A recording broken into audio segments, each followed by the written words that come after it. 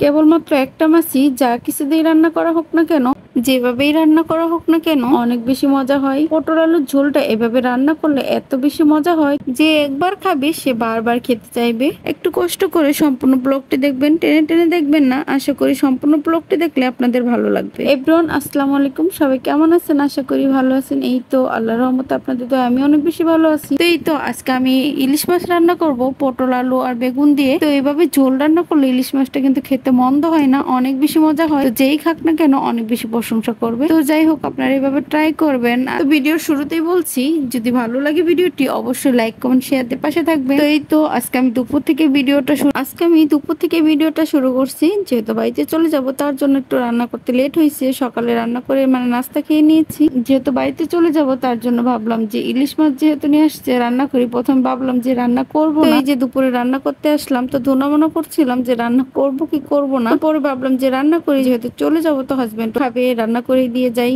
যেহেতু চলেই যাব, যেদিন চলে আসছি তো সেই দিন রান্না করছি আর কি। বেসিক্যালি যেদিন চলে আসছি সেদিনের ভিডিও এটা, মানে 2-3 দিন আগের ভিডিও এটা। তো যাই হোক, যেহেতু আমার ভিডিওটা করা ছিল ভাবলাম আপনাদের সাথে শেয়ার করি। তো কিভাবে বেগুন আলু পটলের তরকারিটা রান্না করি, যেহেতু তরকারিটা খেতে অনেক বেশি মজা হয় তাই ভাবলাম আপনাদের সাথে শেয়ার করা যেতেই পারে। তো যাই হোক, এই তো রান্না করতে চলে আসলাম। তো এই যে এই রান্নাটা করতে কিন্তু বেশিক্ষণ টাইম লাগে না, আমার হাতে টাইমও বেশি ছিল না। তো যাই হোক, এর জন্য আমি এই যে একটা কড়াই বসিয়ে দিয়েছি। তো কড়াইটা বসিয়ে এর ভিতরে আমি একটু জিরা দিয়ে দিয়েছি আর সামান্য তেল দিয়ে। তো এর ভিতরে জিরা দিয়ে, জিরাটা যখন কালার হবে মানে একটা ফ্লেভার বের হবে, এর ভিতরে আমি পেঁয়াজ গুলা দিয়ে দিব। তো পেঁয়াজ গুলো একটু হালকা ভাজা হলে তো এর ভিতরে আমি একে একে সব মশলা দিয়ে দিব।